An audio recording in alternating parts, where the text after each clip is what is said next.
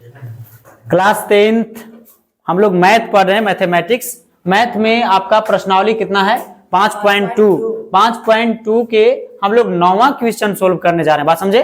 9वां question. कौन सा question है? 9वां। आइए इसको बढ़िया से समझिए। तो भाई सबसे पहले इसमें हम लोग क्या लिखेंगे?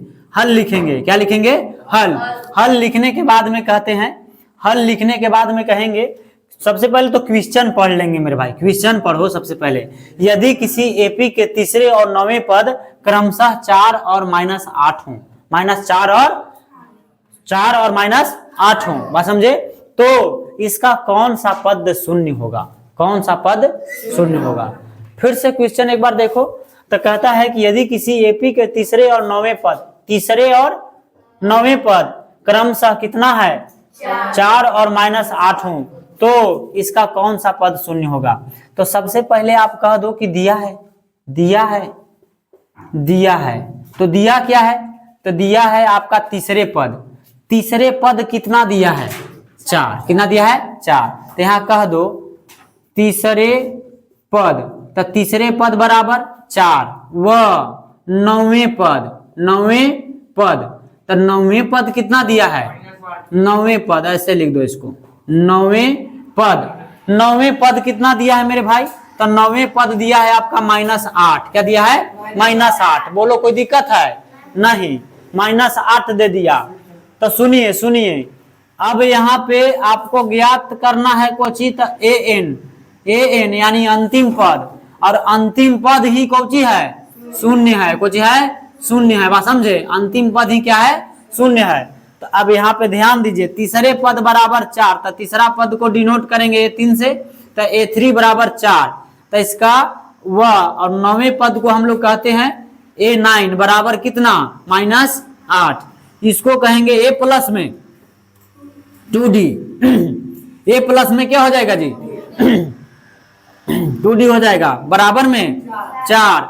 व इसको हम लोग कहेंगे तो A प्लस में क्या हो जाएगा?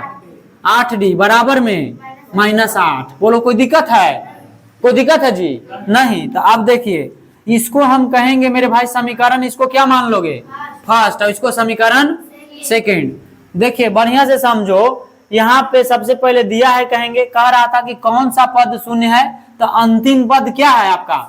शून्य है। अंतिम पद क्या है? शून्य है। और यहाँ तीसरे पद बराबर 4 था, और 9वें पद बराबर कितना था? -8। बात समझे? तो हमने तीसरे पद और 9वें पद इस तरह से ज्ञात कर लिया। इसको मान लिया समीकरण फर्स्ट और इसको सेकंड, है ना?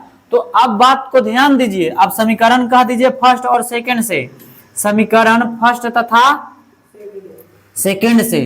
तो समीकरण फर्स्ट में है क्या? तो A प्लस में 2D बराबर में 4, इसको फर्स्ट कहते हैं। फिर कह रहे हैं तो A प्लस में 8D बराबर -8, इसको समीकरण सेकंड कहते हैं।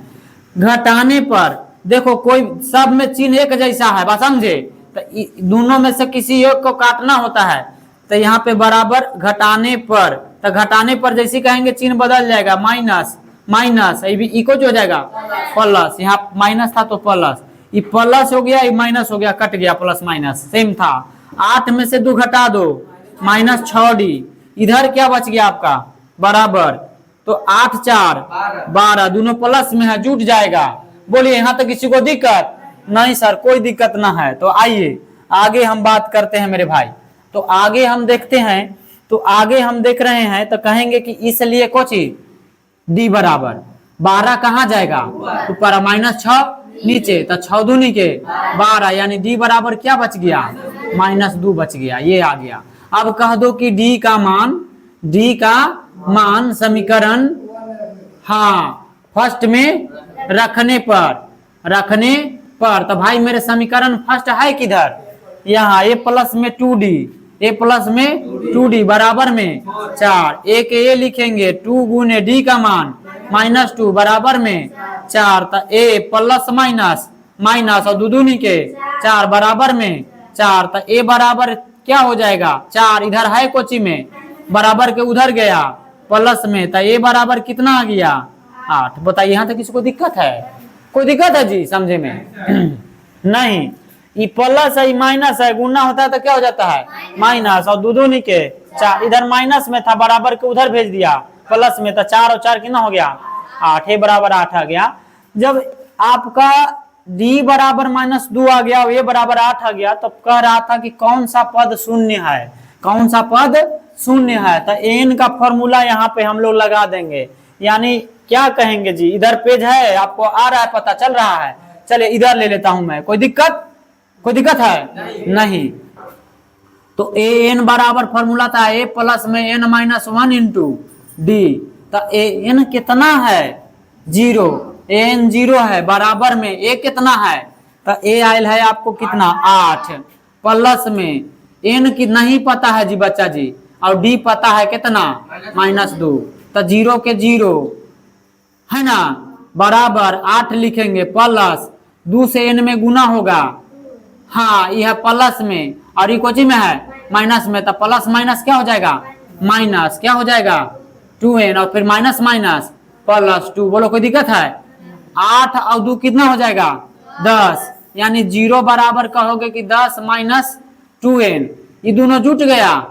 बोलो कोई दिक्कत नहीं, तो इधर लान लो माइनस में 10, बराबर के उधर प्लस में, इधर आ गया था माइनस में, बराबर इधर क्या बच गया -2n, माइनस से माइनस कट गया, इसलिए n बराबर है ना, हाँ 10 बट्टा में क्या हो जाएगा 2 पचे 10, यानी n बराबर कितना आ गया 5। यानी हम कहेंगे बच्चा जी कि है ना कौन सा पद शून्य हो जाएगा, तो पांचवा पद क्या हो जाएगा, हाँ पांचवा पद क्या हो जाएगा शून्य हो जाएगा, बस समझे, यानी पांचवा पद शून्य हो जाएगा, शून्य हो जाएगा, यही हो जाएगा आपका आंसर।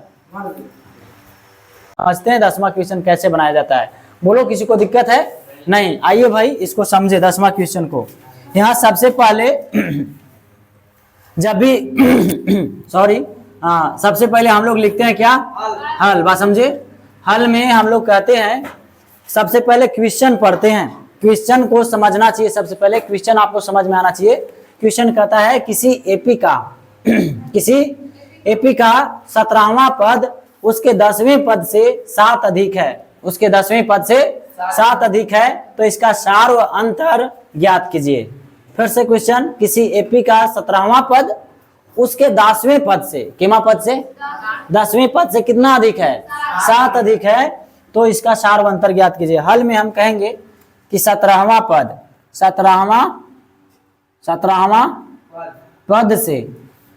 17वां पद जो है उसके 10वें पद से, तो 10वें पद से हम कितना अधिक कहते हैं 7 अधिक कहते हैं। 7 अधिक का मतलब क्या हो जाएगा, जोड़ देंगे है ना जी।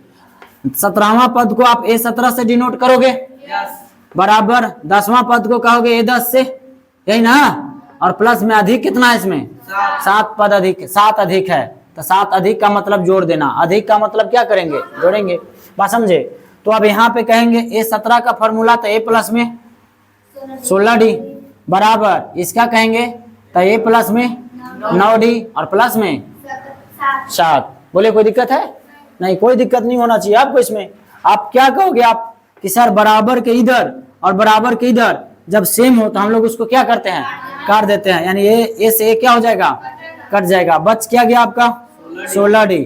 इधर 9D है कुछ में प्लस में है, बराबर से इधर लानेंगे तो माइनस में क्या हो जाएगा 9D, बराबर में क्या बचेगा 7। बोले कोई दिक्कत है नहीं, कोई दिक्कत नहीं है।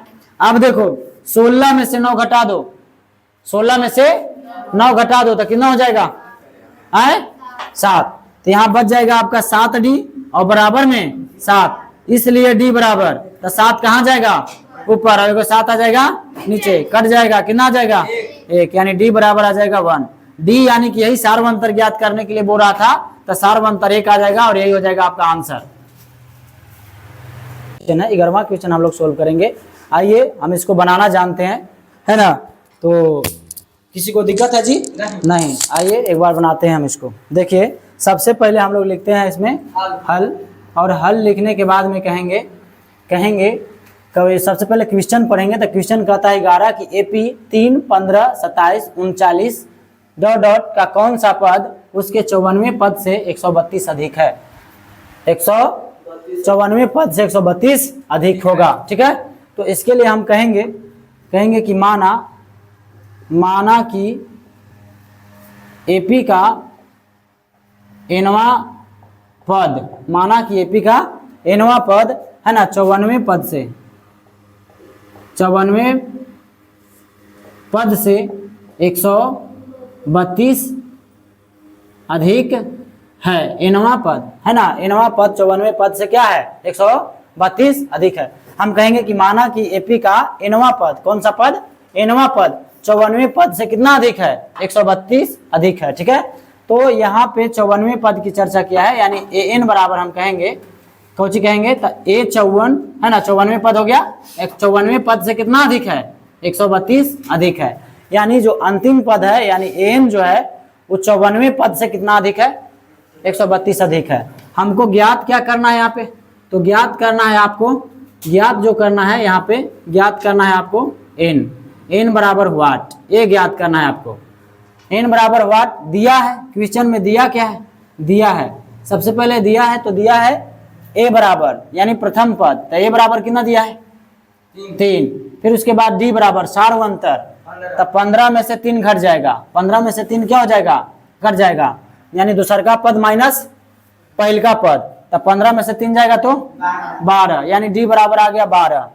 डी बराबर जब 12 आ गया तो यही आप लगा दीजिए, यही हमको ज्ञात करना है, यानी एन बराबर हम कहेंगे है ना, क्या कहेंगे, ए 54 प्लस में 132, तो ए 54 का फॉर्मूला क्या होता है आपका, तो ए प्लस में हाँ 53 डी हो जाएगा और प्लस में 132, तो यहाँ पे ए का ए लिखेंगे, ए का मान कितना है आपका 3, फिर प्लस 53 गुना डी का मान कितना है 12 प्लस में 132। बोलिए यहाँ तक किसी को दिक्कत है, दिक्कत है जी नहीं, 3 के 3 लिखो प्लस 53 से 12 में गुणा कर दो, वो देखियो 53 से 12 में क्या गुणा कर देंगे, तो 3 दूनी के 6 और 5 आई, सॉरी 3 दूनी के 6 5 दूनी के 10, 10 के 10 है ना, चलिए 3 53 एकम